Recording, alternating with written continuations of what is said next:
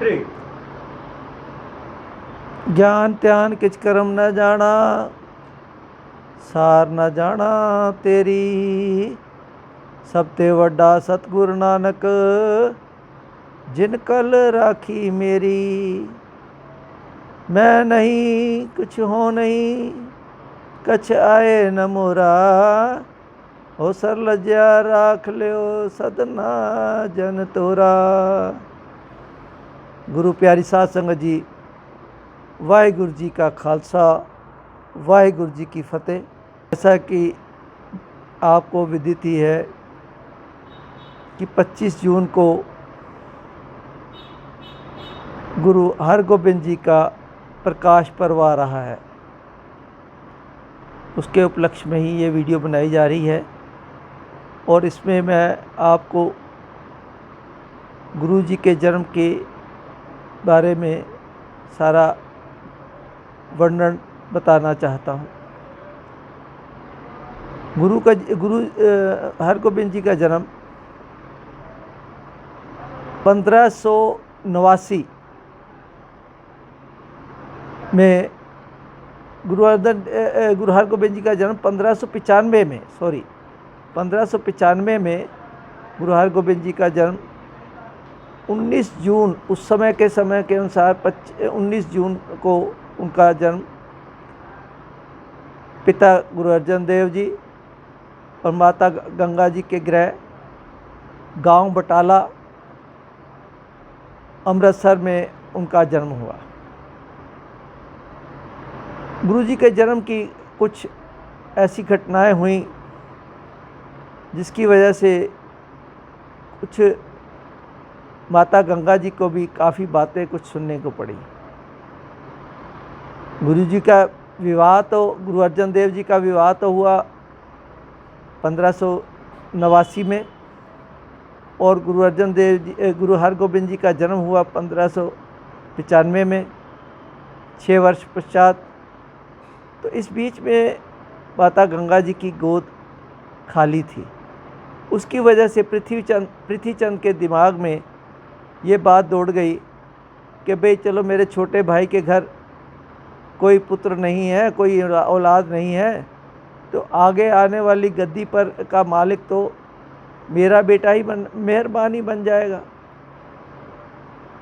और इसी तरह उसकी पत्नी भी यही बातें कहने लग गई।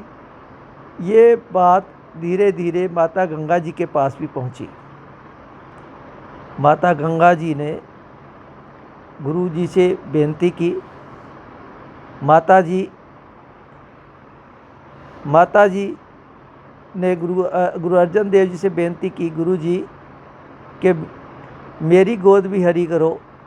तो इस पर गुरु अर्जन देव जी ने कहा कि आप बाबा बुड्ढा जी जो हमारे ब्रह्म ज्ञानी हैं, उनका आशीर्वाद प्राप्त करिए। वो बाबा बीड़ साहब में रहते हैं, उनको जाके मिलिए और उनका आशीर्वाद लेकर आपका ये सपना भी पूरा हो जाएगा। गुरु माता गंगा जी ने अपनी तैयारी, अगले दिन तैयारी की और लाव लश्कर लेकर वो बीड़ साहब के लिए चल पड़ी। जब बीड़ साहब के लिए गई तो क्योंकि लाव लश्कर के साथ गई थी तो घोड़े गाड़ियाँ के साथ गई, तो वहाँ धूल उड़नी स्वाभाविक थी। धूल उड़ी।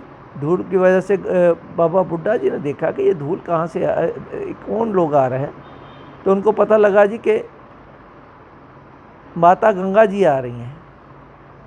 तो उन्होंने, उनके मुंह से स्वाभाविक ही निकल गया कि गुरु घर को क्या भाजड़ पड़ गई, क्यों आ रहे हैं। ये बात माता गंगा जी के कान में भी पड़ गई। वो बीड़ साहब में बाबा जी को मिले, थोड़ी देर रुके और वापस आ गए। आकर उन्होंने गुरु अर्जन देव जी से ये सारी व्यथा सुनाई। गुरु अर्जन देव जी ने कहा कि आपने आशीर्वाद लेने जाना था। आप ऐसे करिए, सुबह उठिए, चने का आटा पीसिए खुद आटा पीसिए, आटा गूंद कर मिस्से परोठे बनाइए, मिस्से प्रसादे बनाइए और साथ में लस्सी दही लेकर और प्याज लेकर और आप गठड़ी बांधकर सिर पे रख कर आप 2 दासियों को साथ ले लीजिए और पैदल जाइए। माता जी को ये बात पसंद आ गई। वो अगले दिन उन्होंने यही काम किया और 2 दासियों को लेकर वो पैदल ही चल पड़ी। उधर बाबा बुड्ढा जी को भी बहुत भूख लगी हुई थी। जैसे ही माता गंगा जी वहाँ पहुँचती हैं तो वो दूर से ही देखकर कहते हैं कि आओ माता जी, आइए आइए, बहुत भूख लगी हुई है। उन्होंने आगे होकर उनकी सिर पर रखी गठड़ी को उतार लिया और ज़मीन पर बैठ गए। माता जी उसमें पसीने पसीने हुए थे। उन्होंने अपना पसीना पोंछा और माता जी ने लंगर प्रसाद खोलकर बाबा जी के सामने रखा। बाबा जी ने पहले तो प्याज फोड़ा और उन्होंने साथ में ही आशीर्वाद देना शुरू कर दिया कि जिस तरीके से मैं ये प्याज फोड़ा है, इसी तरीके आपके घर एक बच्चा पैदा होगा जो तुर्कों के सिर तोड़े, इसी तरह सिर तोड़ेगा। माता जी ने आशीर्वाद को भी सुन लिया और बाबा बुड्ढा जी बहुत ही खुश हुए। उन्होंने पूरा लंगर छक लिया। उसके पश्चात माता जी वापस आ गए और उन्होंने सारी बात आके गुरु अर्जन देव जी को बताई। उसके पश्चात गुरु हरगोबिंद जी का जन्म हुआ। अब हरगोबिंद जी का जन्म हुआ तो पृथ्वीचंद को कहाँ पसंद आना था, पृथ्वीचंद और उनके घर वालों को। अब उन्होंने क्या किया कि उन्होंने ये व्योत बनाई कि किस तरीके से बालक को ख़त्म कर दिया जाए। जैसे किशन जी के जन्म के समय में भी राजा कंस ने अलग अलग व्योतें बनाकर वो किशन जी को ख़त्म करने की कोशिश की। इसी तरीके हरगोबिंद जी के जन्म पे भी यही कुछ हुआ। उनको पहले जो है दाई ने अपने अपनी छाती पर उसने जहर लगाकर बालक को पिलाने की कोशिश की, परंतु बालक ने दूध नहीं पिया और उसको ही उल्टा जहर चढ़ गया और वो मर गई। फिर उन्होंने एक खिडावे को भेजा, खिडावे को दही देकर भेजा। दही में जहर था तो गुरु हरगोबिंद जी ने दही को छुआ तक नहीं, उनको ध्यान ही नहीं दिया, तो वो भी बात विफल हो गई। उन्होंने सांप भी भेजा। सांप जब भेजा तो वो भी सांप को जब सेवादारों को पता लगा कि ये सांप जो है ये सांप जहरीला है, तो उन सेवादारों ने सांप को भी मार दिया। इस तरीके से गुरु हरगोबिंद जी हर तरीके से बचाव हुआ, पर पृथ्वीचंद ने अपने वार करने नहीं छोड़े। उसके पश्चात उनको एक बार चेचक निकल आई, तो गुरु अर्जन देव जी ने गुरु महाराज से अपने हिसाब से प्रार्थना की, तो गुरु हरगोबिंद जी ठीक हो गए। इस तरीके से गुरु हरगोबिंद जी की बचपन की सारी लिखाई पढ़ाई, आत्मक सिखलाई और शारीरिक का सारा कार्य बाबा बुड्ढा जी और भाई गुरदास जी के जिम्मे उनको दिया गया। बाबा बुड्ढा जी ने उनको शस्त्र विद्या में निपुण कर दिया। गुरु अर्जन देव जी को उधर से अकबर का संदेशा आया। अकबर की मृत्यु के पश्चात जहांगीर का संदेशा आया। तो जब जहांगीर का संदेशा आया तो गुरु अर्जन देव जी को पता था कि मैं अगर जाऊंगा तो मैं लौट के नहीं आऊँगा, तो उन्होंने अपने जाने से पहले गुरु हरगोबिंद जी को गुरियाई गद्दी पर बैठाना ठीक समझा। उस समय गुरु हरगोबिंद जी की आयु 11 वर्ष हो चुकी थी। उन्होंने सारी संगतों के बीच में गुरु हरगोबिंद जी को उनको गुरियाई गद्दी दी और मीरी पीरी की 2 तलवारें पहनी। और उधर से जब गुरु अर्जन देव जी लाहौर पहुँचे, उनको गिरफ़्तार करके ले जाया गया और वहाँ लाहौर में उनको शहीद कर दिया गया। शहीद की खबर, उनके शहीद होने की खबर भी जब शहर में पहुँची तो शहर की संगत बहुत ही उनके दिलों में जोश भर गया।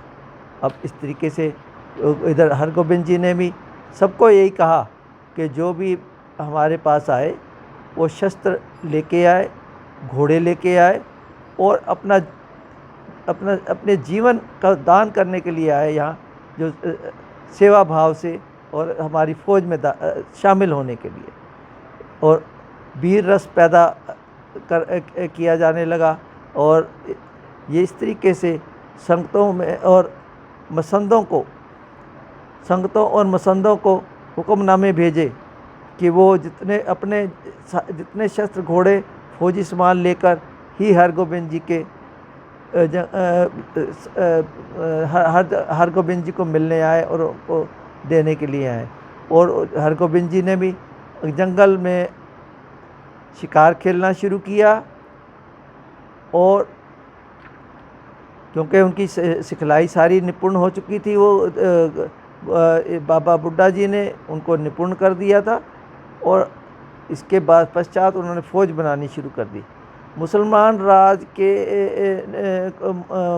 राज के हाकिमों के कुछ जुल्म को भी देखते हुए उनके मुसलमान भी जो है वो गुरु जी की फ़ौज में आकर बैठना शुरू हो गए, उनके साथ भर्ती होना शुरू हो गए। जहाँ इधर ये बात सारी जहांगीर के कानों तक भी पहुँचनी शुरू हो गई। जहांगीर ने उनको गुरु हरगोबिंद जी को दिल्ली बुलाया, हरगोबिंद जी को दिल्ली बुलाकर गिरफ़्तार कर लिया और ग्वालियर के किले में बंद कर दिया। ग्वालियर के किले में जैसे ही बंद किया, वहाँ पर 52 राजे और भी पहले, यह किला अकबर के ज़माने से ही जेल बना हुआ था और 52 राजे वहाँ पर पहले से ही बंद थे और उनको स्लो पॉइजन भी दिया जाता था ताकि वो एड़ियाँ रगड़ते हुए उनका जीवन लीला समाप्त हो जाए। जब गुरु हरगोबिंद जी पहुँचे, उन्होंने वहाँ संगत का गठन किया और संगत का माहौल बनाया और सारे ही राजे उनके संगत में बैठते और बहुत अच्छा माहौल हो गया। और गुरु जी ने वहाँ का खाना खाने के लिए साफ मना कर दिया। गुरु जी का लंगर गुरु घर से ही बनकर लंगर जाने लगा। इस तरीके से काफ़ी दिन बीत गए, परंतु उधर जहांगीर भी बीमार रहने लगा तो साईं मियाँ मीर उनके पास पहुँचे। साईं मियाँ मीर ने कहा कि आपने जपी तपी एक गुरु को जेल में डाला हुआ है, इसलिए आप बीमार रहते हैं, ये आपको उनको छोड़ देना चाहिए। तो रिहाई के हुक्म हो गए। जब रिहाई के हुक्म हुए तो 52 राजाओं को पता लगा। 52 राजाओं ने कहा कि भाई हम भी आपके साथ ही जाएंगे, अब हम आपके बगैर नहीं रह सकते। जिस तरीके से आपने हमारे साथ संगत वाला व्यवहार हमें सिखा दिया है, हम आपके बगैर नहीं रह सकते। तो ये सोचकर गुरुजी ने वापस संदेश भेजा कि भाई मेरे साथ जो राजे हैं उनको भी रिहा किया जाए। तो जहांगीर ने हुक्म किया कि जो भी आपका चोला पकड़कर बाहर निकल जाएगा, मैं उसको आज़ाद कर दूंगा। तो गुरु हरगोबिंद जी ने फिर 52 कलियों वाला चोला बनवाया। ये सारे ही पहाड़ी राजे हिंदू थे। 52 कलियों का चोला बनवाया, सब ने एक एक कली पकड़ी और 52 राजाओं को उन्होंने ग्वालियर के किले से आज़ाद करा लिया। यहाँ पर ही वो गुरु हरगोबिंद जी बंदी छोड़ दाता भी कहलाए। उसके पश्चात जहांगीर ने भी गुरु हरगोबिंद जी के साथ अच्छा व्यवहार करना शुरू किया। उन्होंने आगरे में 2 टेंट लगे, एक जहांगीर का लगा और एक हरगोबिंद जी का लगा। जहांगीर जो के टेंट में एक जो गुरु घर का प्रेमी था, वो घास खोद के लाया था और उसने 2 टके जाकर जहांगीर के सामने रखे और उसने कहा कि मैं पातशाह से मिलने के लिए आया हूँ। तो उसने कहा और मैं जीवन मुक्त होना चाहता हूँ, मेरे को आशीर्वाद दीजिए। तो उन्होंने कहा भाई मैं पातशाह, सच्चा पातशाह नहीं हूँ। तो उसने वो टका भी उठाकर और फिर पता लगा कि हरगोबिंद जी का उस टेंट में गया और जाकर उन्होंने उस टेंट में जाकर उनको गुरुजी से टका भी भेंट किया और सारी बात बताई। उसके पश्चात गुरुजी ने 4 लड़ाइयाँ लड़ी।